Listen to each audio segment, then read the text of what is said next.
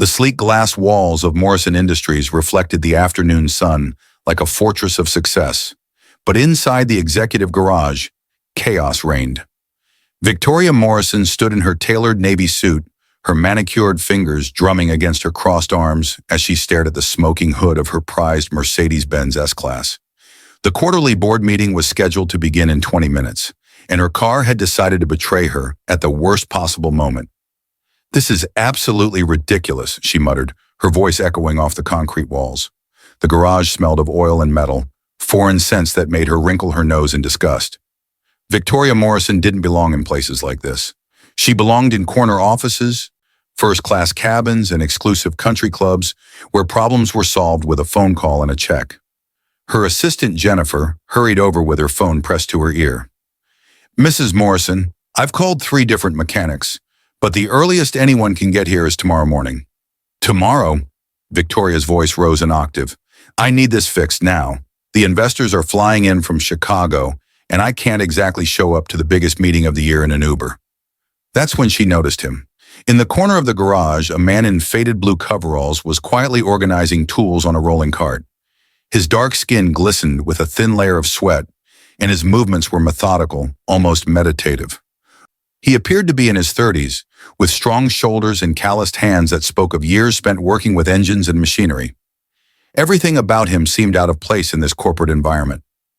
Victoria's eyes narrowed. She had specifically requested that all maintenance work be done after business hours. What was some random mechanic doing in her private executive garage? "Excuse me," she called out, her tone sharp enough to cut glass. "What are you doing here?" The man looked up slowly, meeting her gaze with calm, steady eyes. "Good afternoon, ma'am. I'm Marcus Washington. Building maintenance called me about a heating issue in the lower levels." "Well, you're going to have to come back later," Victoria snapped, waving her hand dismissively. "This is a private area, and I'm dealing with an emergency." Marcus nodded politely and started to push his cart toward the exit. But something made him pause. His trained ear had caught the telltale sound of an overheated engine settling, the particular tick and hiss that spoke of a specific problem he'd encountered countless times before. "Ma'am, if you don't mind me asking, what seems to be wrong with your vehicle?" Victoria whirled around, her face flushing with indignation. "Excuse me, did I ask for your opinion?" "No, ma'am, you didn't. I just thought—" "You thought what? That because you work on boilers and air conditioners, you could suddenly fix luxury automobiles?" Her laugh was cold and sharp, filling the garage with its cruel echo. "This is a $60,000 Mercedes, not some broken-down pickup truck." Marcus felt the familiar sting of judgment, the assumption that his abilities were limited by the color of his skin and the work clothes he wore. But he had learned long ago to let such moments pass without reaction. His grandmother's voice echoed in his memory. "Son, let your work speak louder than their words ever could." "You're right, ma'am. I apologize for overstepping." He turned to leave again, but Victoria wasn't finished. Jennifer watched uncomfortably as her boss stepped closer to the maintenance worker, her designer heels clicking against the concrete floor like a countdown to explosion. "You know what?" Victoria's voice dripped with condescension. "Since you seem so confident, here's a proposition for you." She gestured dramatically toward the smoking Mercedes. "Fix this engine, and I'll marry you." The words hung in the air like a challenge thrown down in some twisted modern duel. Jennifer gasped audibly, her hand flying to cover her mouth. Even the security guard by the elevator shifted uncomfortably, unsure whether he was witnessing a joke or something far more serious. Marcus turned back slowly, his expression unreadable. For a moment, the garage fell completely silent except for the distant hum of the building's air conditioning and the occasional ping of cooling metal from the Mercedes. Victoria stood there with her arms crossed, a satisfied smirk playing at the corners of her mouth. She had made her point. She had put this presumptuous maintenance worker in his place, and soon he would shuffle away with his tail between his legs, just like they always did when confronted with the reality of their limitations. But Marcus Washington didn't shuffle away. Instead, he set down his tool cart and walked slowly toward the smoking Mercedes, his movements deliberate and confident. Something in his posture had changed, a subtle shift that made the very air in the garage seem to thicken with possibility. "Ma'am," he said quietly, his voice carrying a strange new weight, "are you a woman of your word, What happens next will change their lives forever. If you'd like to join us as the story continues, we'd be so grateful if you liked the video and subscribe for more. Victoria Morrison had built her empire on the belief that respect was earned through power, not given through kindness. At 38, she was the youngest female CEO in Morrison Industries history, having inherited the company from her father 3 years earlier. She wore her success like armor, using sharp words and cold stares to keep the world at arm's length. In her mind, showing weakness meant losing control, and losing control meant losing everything she had fought to achieve. Her corner office on the 40th floor overlooked the city like a throne room, filled with awards, diplomas, and photographs of herself shaking hands with politicians and celebrities. But those images couldn't capture the loneliness that crept in during quiet moments, or the constant pressure to prove she deserved what others assumed she had been handed. Victoria had learned early that being a woman in business meant being twice as tough as any man in the room. Unfortunately, somewhere along the way, tough had become cruel. Jennifer Martinez, Victoria's assistant, had worked for the company for 5 years and had watched her boss's transformation with growing concern. She remembered when Victoria first took over, how she had smiled more often and actually knew the names of the janitors and security guards. But success had hardened her like concrete, layer by layer, until the woman Jennifer once admired had become someone she barely recognized. Standing in the garage now, Jennifer felt the familiar knot of anxiety in her stomach that came whenever Victoria went too far. Marcus Washington, on the other hand, carried himself with a quiet dignity that years of overlooked brilliance had taught him. At 35, he possessed 2 engineering degrees from Georgia Tech and had once designed components for NASA's Mars rover program. But life had a way of humbling even the most ambitious dreams. When his younger sister needed surgery and his mother's medical bills piled up like autumn leaves, Marcus had taken the first steady job he could find, building maintenance for Morrison Industries. Every morning he arrived at work before dawn, maintaining heating systems, fixing electrical problems, and ensuring that the corporate machine ran smoothly. The executives who passed him in hallways saw only a maintenance worker in coveralls, never bothering to read the name embroidered above his chest pocket.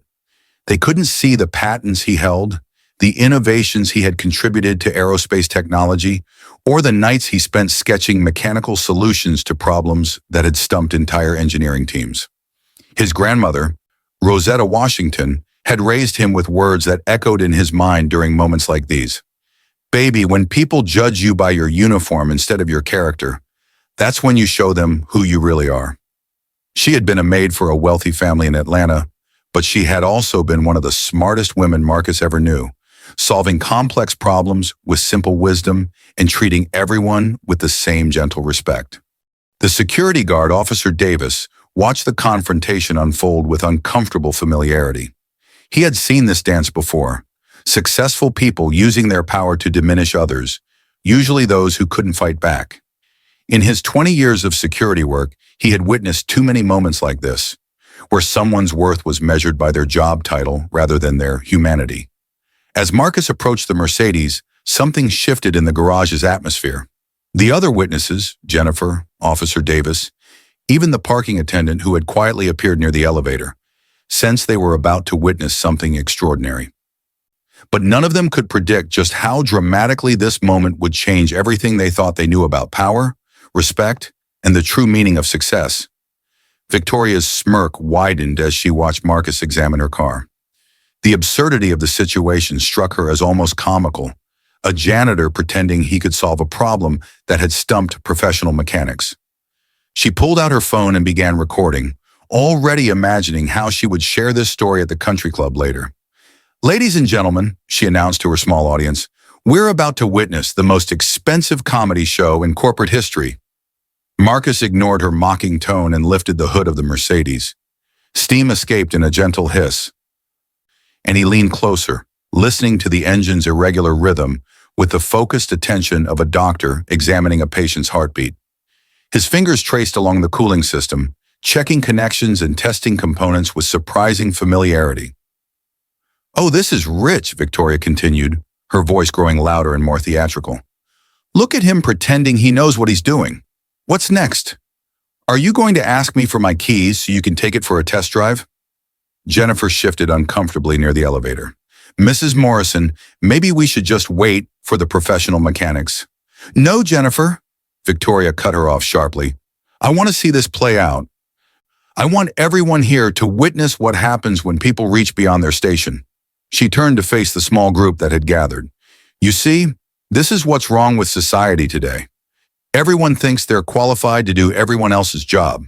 No respect for expertise. No understanding of hierarchy. Marcus continued his examination in silence, but something in his posture suggested he was finding exactly what he was looking for. He moved to the driver's side and popped the trunk, retrieving the car's toolkit. Victoria's laughter became sharper, more cutting. He's actually going to try to fix it with basic tools. This is better than anything on television. She raised her voice, addressing Marcus directly. You know what, maintenance boy? When you fail, and you will fail, I want you to understand something. This isn't just about a car. This is about knowing your place in the world. Officer Davis cleared his throat uncomfortably. In all his years of security work, he had never seen a company executive behave so cruelly toward an employee. The parking attendant, a young man named Tommy who had always found Marcus to be kind and respectful, clenched his fists at his sides. Victoria sensed the tension in the room and felt energized by it. She was putting on a show, demonstrating the natural order of things. You people don't understand, she continued, gesturing broadly. I didn't build this company by being nice. I built it by recognizing talent and incompetence, by knowing who belongs where. And maintenance workers belong in basements and utility rooms, not under the hoods of luxury vehicles. Marcus finally spoke, his voice calm and measured. Mrs. Morrison, I believe I've identified the problem. Oh, have you now? Victoria practically cackled. And what, in your expert opinion, is wrong with my $60,000 car?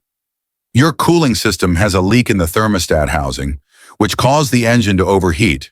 The repair requires replacing the thermostat and bleeding the cooling system.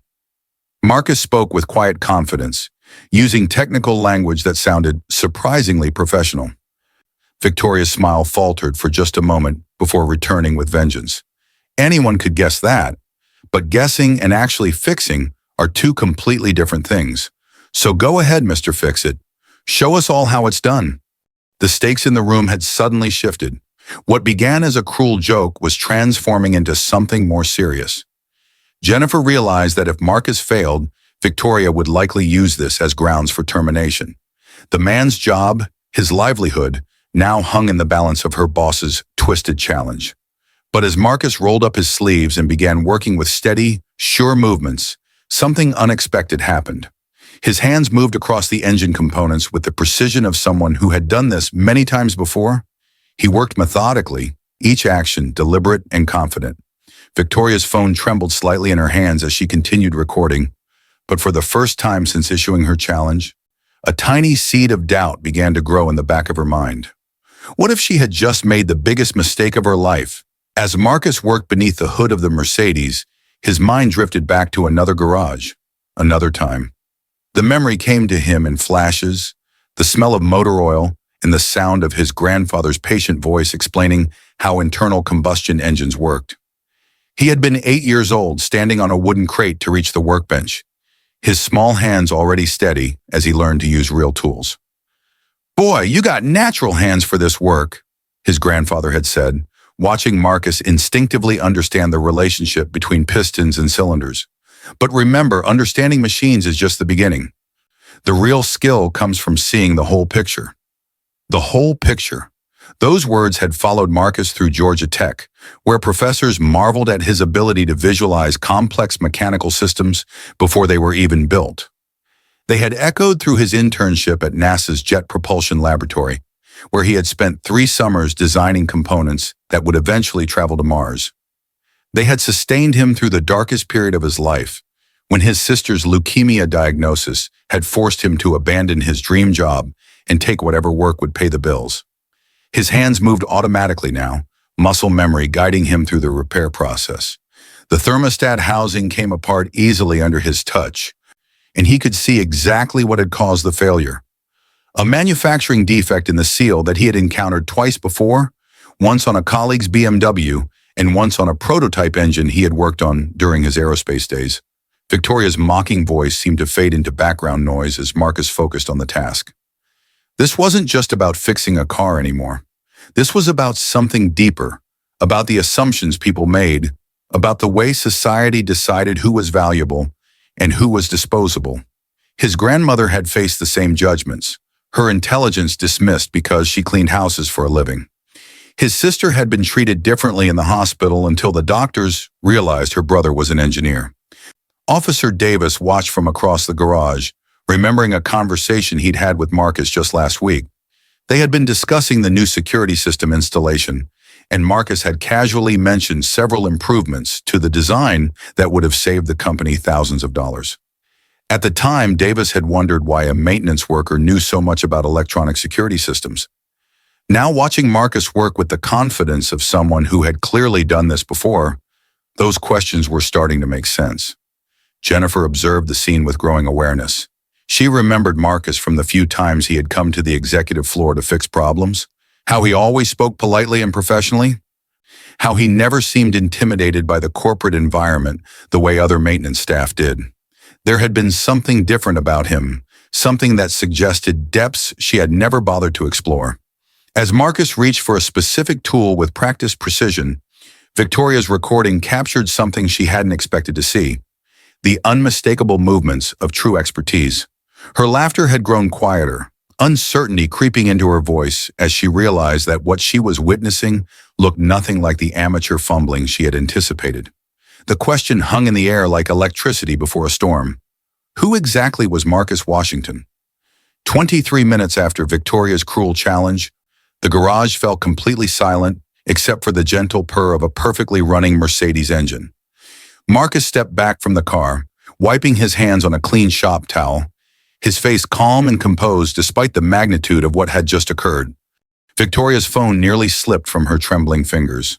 The mockery died in her throat as she stared at her car, her supposedly unfixable $60,000 car, running smoothly as if it had never broken down at all. The engine's rhythm was steady and strong, the temperature gauge reading normal, the mysterious smoking completely gone. That's impossible," she whispered, her voice barely audible above the engine's quiet hum. Marcus closed the hood with a soft click that seemed to echo through the garage like a judge's gavel. "The thermostat housing had a hairline fracture in the polymer seal," he explained matter-of-factly.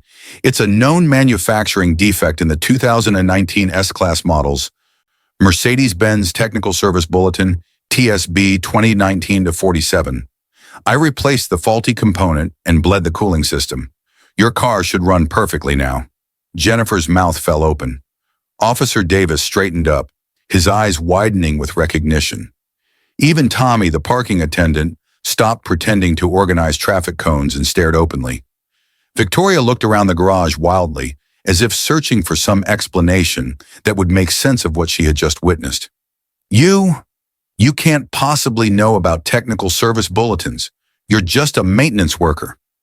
Marcus reached into his back pocket and pulled out his phone. With a few quick swipes, he accessed a technical database that made Victoria's eyes widen further. "Mrs. Morrison, I've been meaning to discuss some efficiency improvements for your building's HVAC system. The current setup is running at about 60% capacity due to outdated ductwork design. I've drafted some modifications that could reduce your energy costs by approximately 30% annually." He turned the phone screen toward her, revealing detailed engineering schematics and calculations that looked like they belonged in a NASA manual. Victoria's face went pale as she realized the complexity of what she was seeing. "Who are you?" she demanded, her voice cracking with the first hint of panic.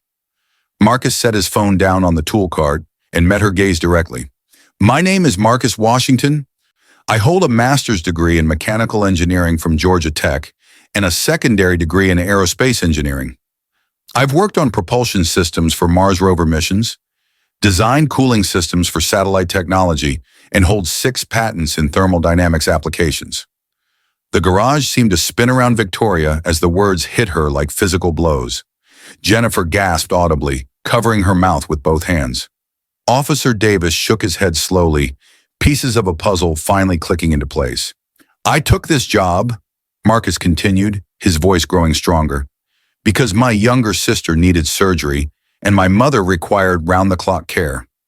Sometimes life requires us to set aside our dreams to take care of the people we love. But taking a different job doesn't change who we are or what we're capable of. Victoria's recording was still running, capturing every word of her public humiliation. The woman who had built her reputation on reading people, on knowing who belonged where, had just been exposed as completely wrong about the most basic facts. "I've been working in this building for 3 years," Marcus said, his tone remaining respectful despite the circumstances. "I've fixed your heating system during 2 winter emergencies, upgraded your electrical infrastructure, and prevented a major plumbing disaster that would have flooded your server room. You've walked past me in hallways hundreds of times, but you never saw me as anything more than invisible help." The silence that followed was deafening. Victoria's carefully constructed worldview, her certainty about social hierarchies, her confidence in her own judgment, lay in ruins around her designer shoes. The recording on her phone had become evidence of her own ignorance, rather than someone else's incompetence. Marcus walked over to the driver's side door and opened it. "Your car is ready, Mrs. Morrison. You shouldn't be late for your board meeting." But Victoria Morrison, for the first time in her adult life, found herself completely speechless. The tables had turned completely, and everyone in the garage knew that nothing would ever be the same again. The silence stretched for what felt like an eternity before Victoria finally found her voice. When she spoke, it came out as barely a whisper. I don't understand. If you're an engineer, why are you working maintenance?" Marcus's expression softened slightly, the anger giving way to something that looked almost like pity. "Because sometimes, Mrs. Morrison, we do what we have to do for the people we love. My sister needed surgery that insurance wouldn't cover. My mother has Alzheimer's and requires specialized care. This job provided steady income and health benefits when I needed them most." Jennifer stepped forward, her face flushed with a mixture of shame and determination. "Mrs. Morrison, I think we need to discuss Mr. Washington's employment situation immediately." Victoria looked at her assistant as if seeing her for the first time. The recording on her phone was still running, and she suddenly realized what she had captured. Not a comedy show, but a documentary of her own prejudice and cruelty. With shaking fingers, she stopped the recording. "Mr. Washington," Victoria's voice cracked as she tried to maintain some semblance of authority. The company could use someone with your expertise in our engineering department." Marcus nodded slowly but didn't respond immediately. Instead, he began cleaning up his tools with the same methodical precision he had used to fix the car. "With respect, Mrs. Morrison, I've been trying to contribute my expertise for 3 years. I've submitted 14 different proposals for building improvements, all of which were filed away without consideration because they came from maintenance staff." Officer Davis cleared his throat. "If I may, ma'am, Mr. Washington redesigned our entire security protocol last year, saved the company from a potential breach that could have cost millions. The report was filed under building operations, so it never reached the executive level." Jennifer pulled out her tablet, fingers flying across the screen. "Mrs. Morrison, I'm looking at Mr. Washington's employee file. His initial application listed his degrees and experience, but HR classified him as overqualified maintenance and set his pay grade accordingly. He's been earning a fraction of what our junior engineers make." The weight of the situation began to sink in for Victoria. She had spent 3 years overlooking one of the most qualified people in her building, dismissing him based on nothing more than his uniform and the color of his skin.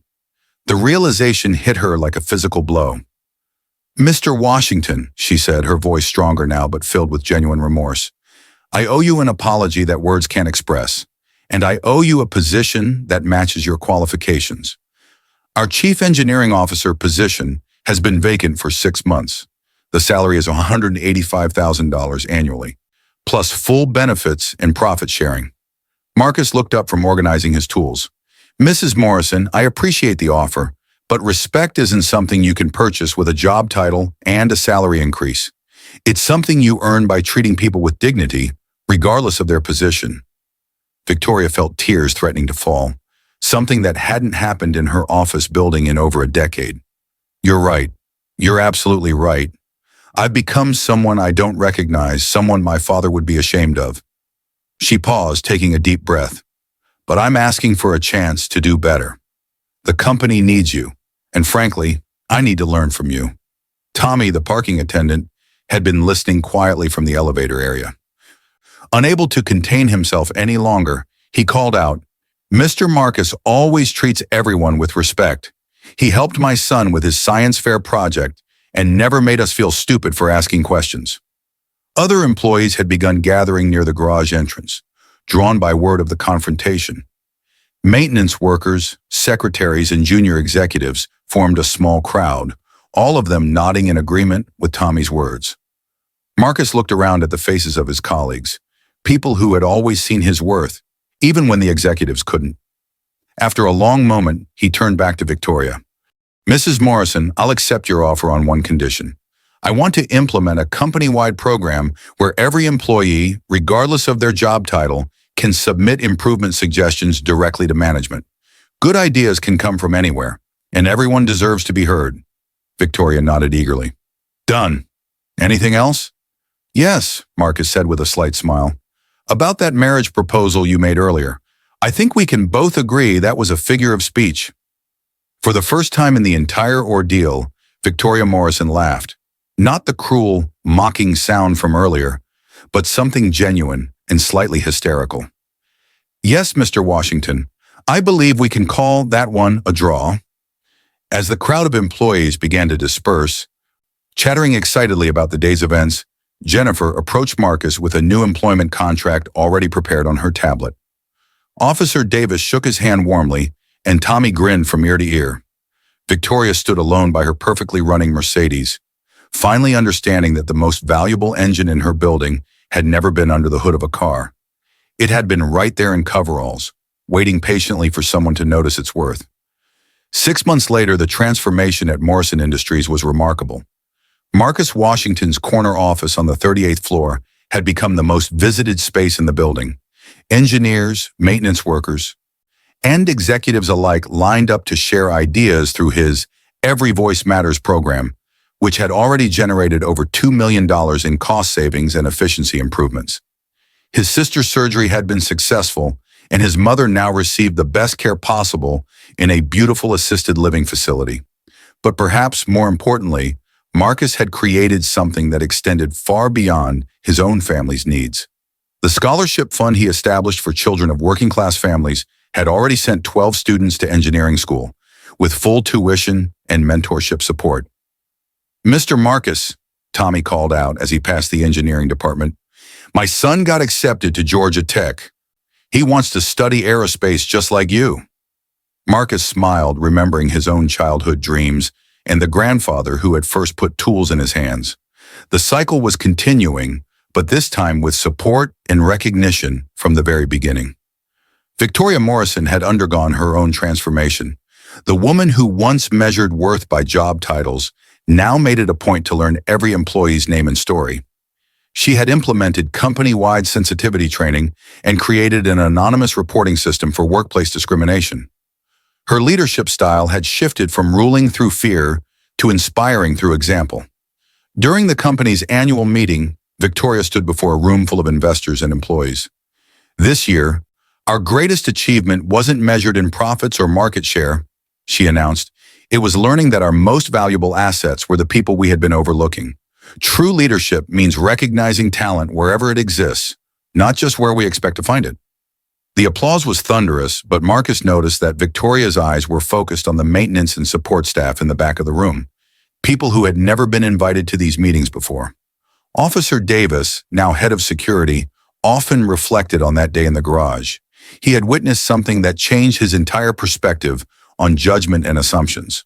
He started a weekly program where security staff could pursue additional training and education, understanding that everyone deserved the chance to grow beyond their current circumstances. Jennifer, promoted to Vice President of Human Resources, had revolutionized the company's hiring practices. No longer would qualified candidates be dismissed because their current job didn't match their potential. She often said that Marcus had taught them all that a person's uniform tells you what they do, not who they are. As Marcus looked out his office window at the city skyline, He thought about his grandmother's words. When people judge you by your uniform instead of your character, that's when you show them who you really are. He had shown them, not through anger or revenge, but through dignity, competence, and grace. The real victory wasn't in proving Victoria wrong. It was in creating a workplace where the next Marcus Washington wouldn't have to wait 3 years to be seen. True justice doesn't destroy. It rebuilds what others failed to recognize, creating opportunities for everyone to rise to their full potential. If this story inspired you to look beyond appearances and recognize the hidden talents around you, share it with someone who needs to hear this message. Sometimes the most extraordinary people are right in front of us, waiting patiently for someone to notice their worth. Subscribe for more stories that remind us of the power of respect, dignity, and second chances. Together, we can build a world where everyone's potential is recognized and celebrated.